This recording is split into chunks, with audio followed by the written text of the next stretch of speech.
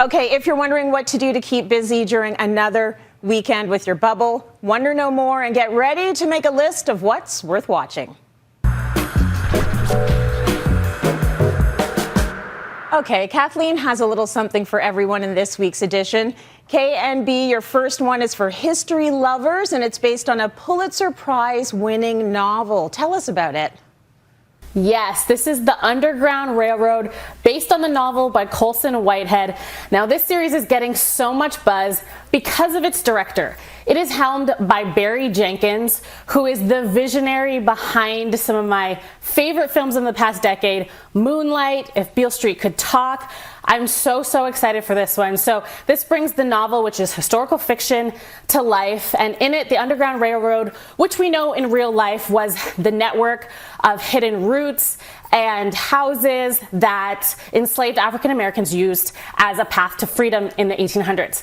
Now in this, the Underground Railroad is an actual physical railroad, and it follows the story of Cora, who is an enslaved woman fleeing Georgia, and she finds the Underground Railroad. It is such a beautiful reimagining of this story, and you know, I love Black joy, and I've been gravitating more towards those projects recently, but I trust Barry Jenkins. I trust that this story will be told delicately. I'm so excited for them to bring this to life. This one is going to be all over your timelines this weekend. Okay, good. And I'm glad you clarified that, you know, trauma versus joy, because I'm with you and I am moving towards that joy. I'm sure it's going to be a tearjerker and it's going to hit hard, but if you trust the filmmaker, I am with you on that one. And you know, I take your recommendations seriously. So looking forward to that. Yeah. Next up is for the musical lover in your family. Tell us, what do you got? Okay, so I love me some musicals, and I also love me some teen drama. So this is a combination of the two. This is High School Musical, the series, which is, again, another reimagining, let's call it, of High School Musical, that franchise from a bit over a decade ago, starring Zac Efron and Vanessa Hudgens. This one stars a whole new young cast, and it follows the students of East High, the famous East High where High School Musical was set, and they're putting on their own musical productions. So it stars Joshua Bassett, Sophia Wiley, and Olivia Rodrigo. If you know that name, Olivia Rodrigo, you probably know it because of her hit song, Driver's License.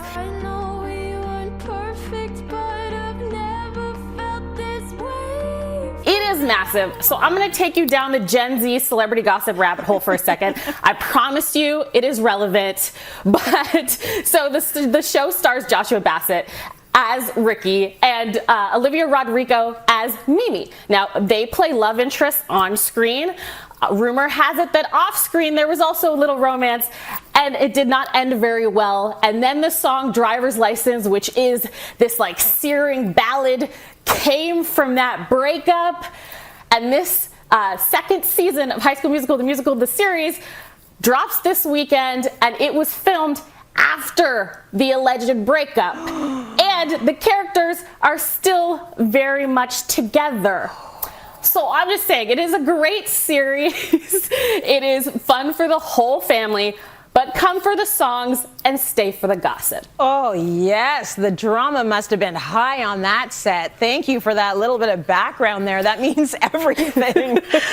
Okay, now here's how much I stan KNB. I looked at my booking sheet yesterday and I saw your recommendation for romance, and I watched it last night. And I was not disappointed. It actually made me so happy. So we're on to Netflix now. You've got a recommendation for someone who is looking for romance. What is it? So this is The Incredible Jessica James. I love that you watched it, because if you love romance like I do and like you do, Tracy, I know that we have seen them all. And so this is a hidden gem on Netflix that I really wanted people to know about. It stars Jessica Williams. She used to be a correspondent on The Daily Show. You're going to see her soon in the upcoming The Fantastic Beasts film. And she plays this aspiring playwright in New York City who is getting over a breakup with her ex, played by Lakeith Stanfield. I would also be upset if Lakeith Stanfield broke up with me. And then she meets a guy played by Chris O'Dowd, who is also going through his own breakup, and they find comfort in each other. I love that this story takes the kind of the tropes that we know in like an indie romance, and puts a black woman at the center. And it's just so funny and heartwarming. And again, it's one of the most underrated rom-coms on Netflix. Yeah, she's so incredible and so relatable. I wanted to text her when I was done watching the film. Like, do you want to hang, girl? Yes. She's so cool. I love her, and I love the movie. I love everyone in it. Everyone was cast like perfectly. All right, tell us, speaking of stellar casts, your next film that you want to talk about right now is?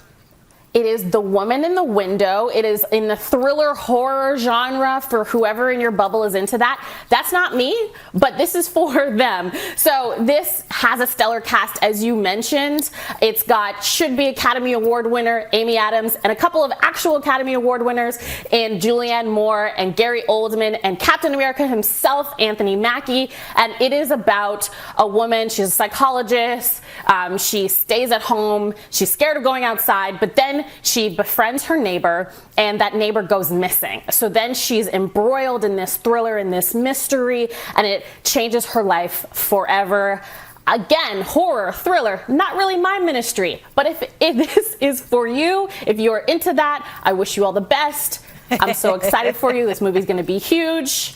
Have fun. Enjoy. Kathleen, thank you so much. You always have such a great mix of picks. Thank you. Yeah, we love it. Something for everyone to love.